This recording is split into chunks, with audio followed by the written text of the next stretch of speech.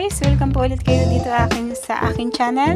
After po ng aking appointment sa Land Bank, ako po ay dumiritso dito sa Baclaran. Kung napanood nyo po yung aking nakaraang upload, ayan.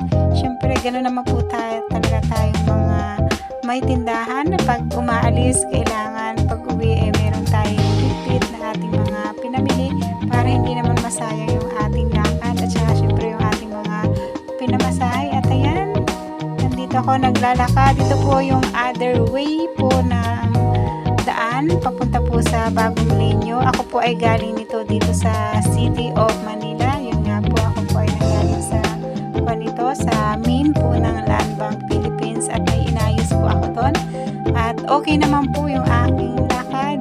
Siguro na-miss lang ako ng Land Bank, sabay ganun. Ayun, may konting pinag-usapan lang doon na hindi ko masyadong naintindihan, kaya po ako'y nagsadya sa main ng Land Bank upang linawin po kung ano yun, yung mga dumating po na letter sa akin. At ayun nga po, okay naman po siya. After 13 years po, after 13 years bago po ulit ako nakabalik doon sa Land Bank.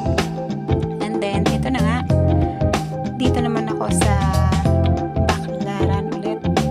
Siyempre, para mamili ng mga paninda din. At saka yung aking apo, malapit na yung binyag niya. Bibilhan ko siya ng dress. Kasi siyempre, nag-iisang apo ko pa lang na girl yun. At ang name nun ay galing pa sa akin. Ako po ang nagpangalan sa aking apo. Sa aking mga apo po, ako po yung nagpapangalan sa aking apo na panganay at saka dito sa aking girl na po. Dapat nga po yan yung name pa ni Angel. Kaya lang po in-Angel ko yung aking panganay na anak. At ayun, napakwento na, diba? In-Angel-an ko siya kasi siya yung aking angel. Kaya siya yung aking in-Angel-an. Tapos itong si apo, dapat talaga ang pangalan ni Angel ay Ashetel. Kaya lang, syempre, mas nagustuhan ko yung Angel-an noon. Kasi yun nga, siya yung aking angel.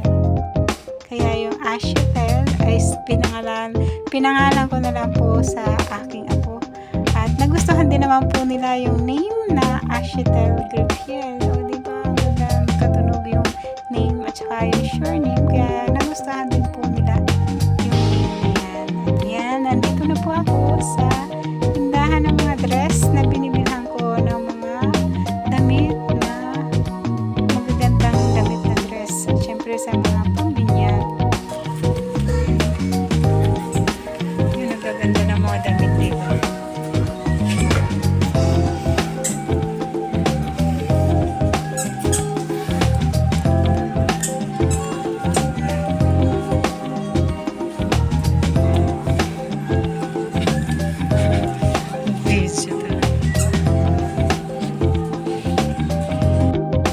Para kay apo yan.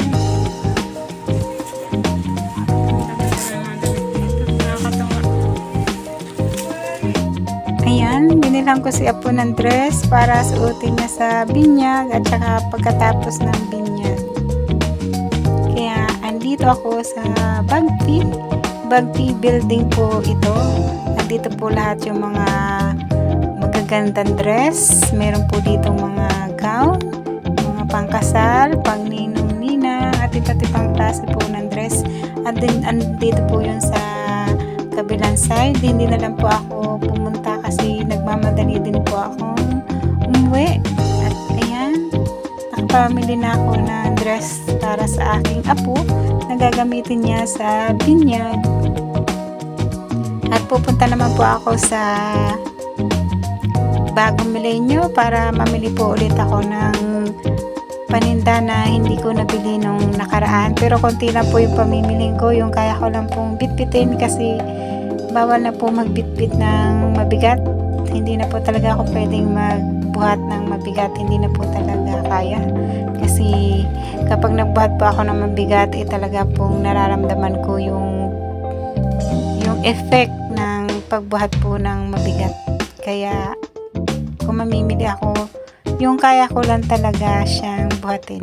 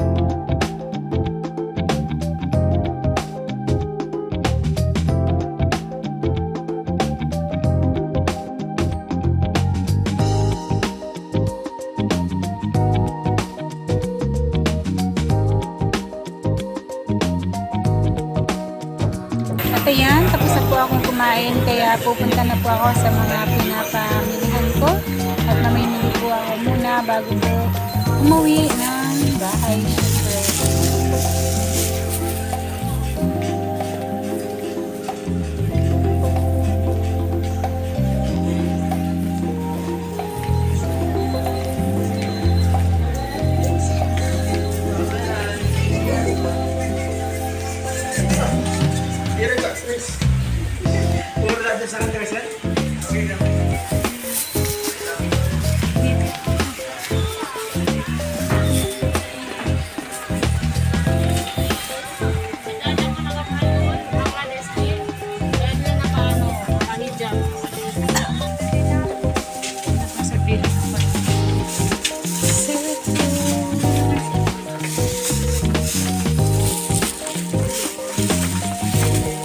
Nandiyan na yung kan. Wala talaga. Pero titignan ko, babalik-balikan ko. Babalik-balikan ko ng camera. Sige.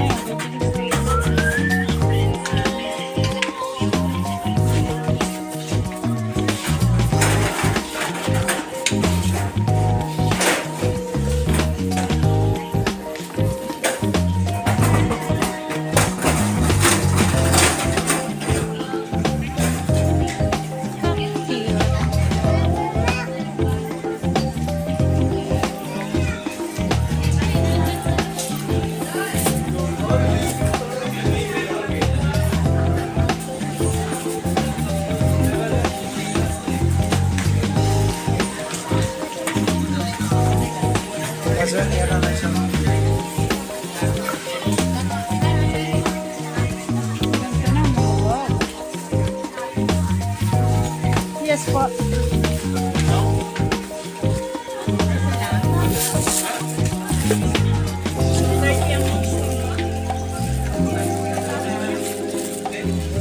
Ganda nito. Magkano ang sale dito? Yun. Ganun po.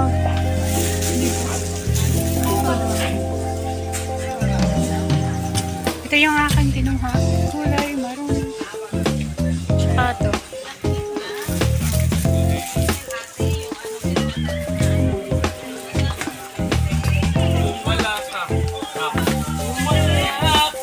Bigyan mo na di ko naman kaya. Pagbigyan mo na Hey, Becca.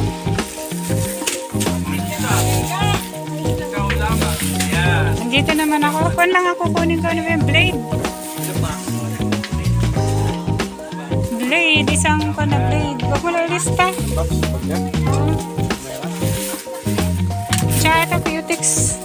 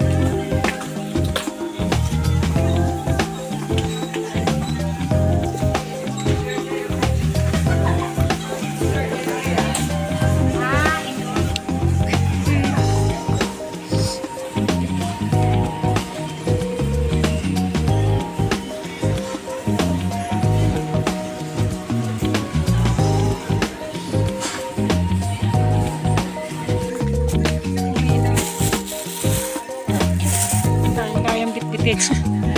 And uwi na. Ayan, thank you so much po ulit sa lahat po ng nanood at nakarating sa dulo ng aking video. Thank you so much po sa inyong lahat sa support. Ayan, uwian na po and thank you for watching guys. God bless and keep safe everyone. Bye-bye.